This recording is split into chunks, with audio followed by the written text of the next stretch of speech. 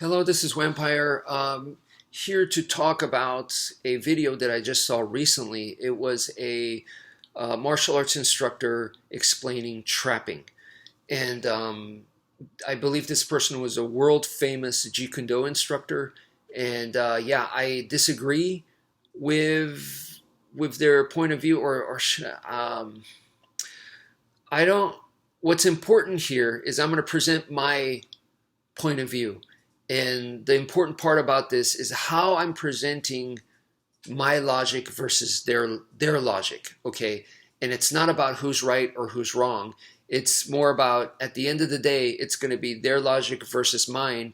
And the person who has thought it out better is going to have the advantage, right?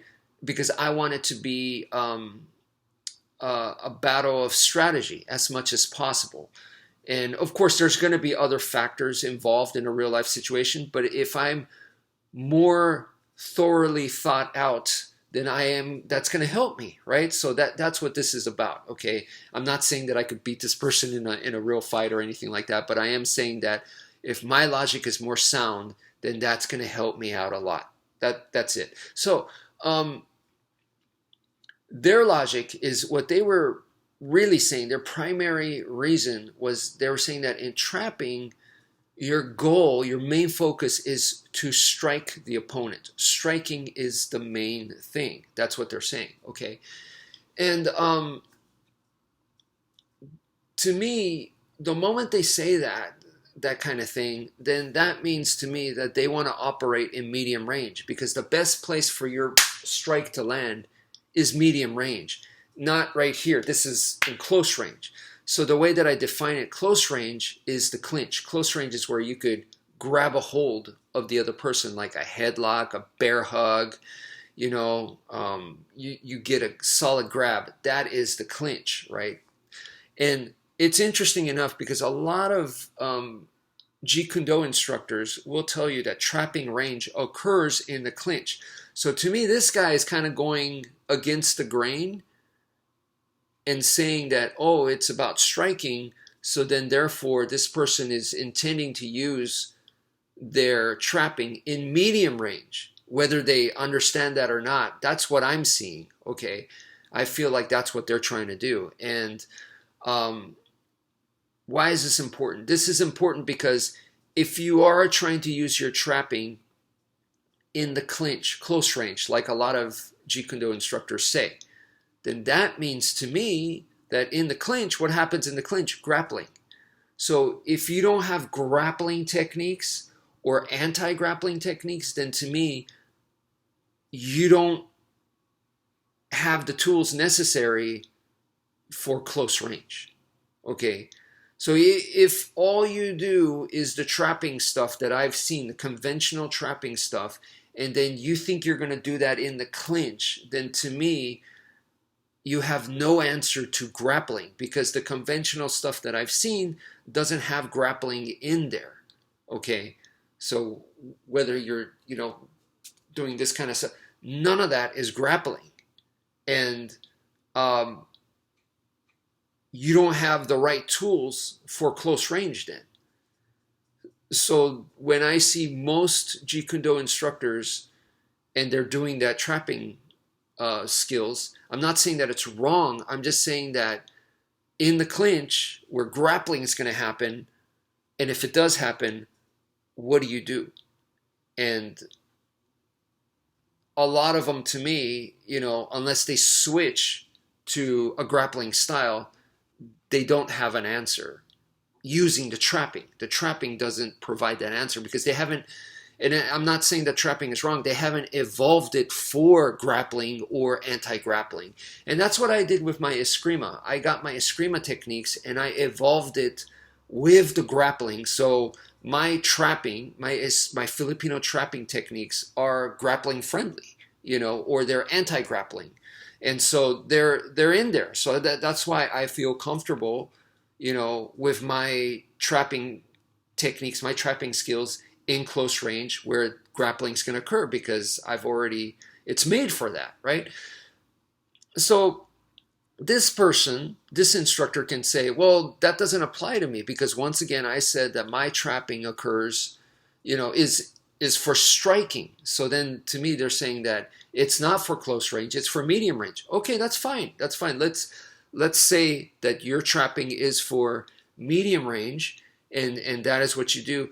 Then the question that this person has to deal with, anyone that has the same intention, what you got to deal with is combos. Okay, so in medium range, when someone attacks you, they're going to come with combos. Even the person that's not trained, it's natural for them to attack repeatedly to try to hit you, and that's combos. So what is your answer to combos? And if your logic is, well, I'm going to boom, and if they throw the other shot, then I'm going to bam right here, and then another one here, and this is how I deal with it. To me, then your logic is weak, because we know that human beings can't really do that. You have to be Neo from the Matrix to be able to deal with that. And all you got to do to find that out is spar, okay? And no matter, you could say muscle memory, reflexes, all these drills, sensitivity, whatever, it just doesn't happen like that, okay? So you have someone that is coming at boom, boom, bam, bam, bam, bam, bam, bam, bam.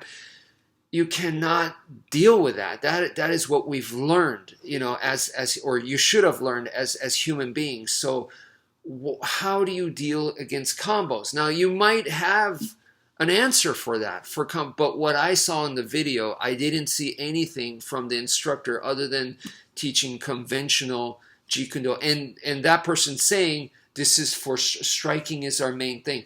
That was the only new thing that I had heard. Other than that, I'm still watching this person, world famous JKD instructor, going, you still gonna fall into the old where up against the boxer in medium range, you're gonna be outgunned. You're gonna have a lot of trouble because you think you're gonna be able to every single one of their one of their moves, you think you're going to be able to meet with that like that and counter every one, and it's just not going to happen. In real life, counters are very, very difficult to pull off, and this person's logic is to counter every single strike like that.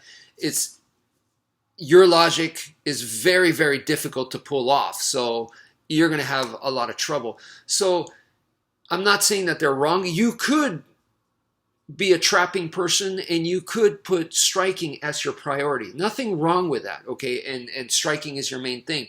It's just, how are you going to deal with combos? You got to figure that out, okay? And for me, the way that I figured it out was, over the years sparring with my students and stuff, we need the range. We absolutely need the range. And without the range, you can't see it. When you get to medium range and this is happening, it's too fast, it's too much. It's too much to deal with. The brain can't process that, no matter how long you've been training. So at that point, like I said, we create distance, but then if you create distance, then you can't trap anymore. So then the only other thing to do is to get close. So then if you get close, then, like I said earlier, in close range, now you're grappling. So, that you still have to deal with those two things, dealing with combos and then dealing with grappling. So trapping is fine, but if you don't have an answer to those, then you're not well prepared. So if not, then you have to evolve your style to deal with those two things, and that's what I've done. So when I look at this person, I see that they haven't. So I feel like my logic gives me the advantage. I'm not saying that I could beat them in a fight, but I'm just saying I feel like I've thought my stuff out better than this person.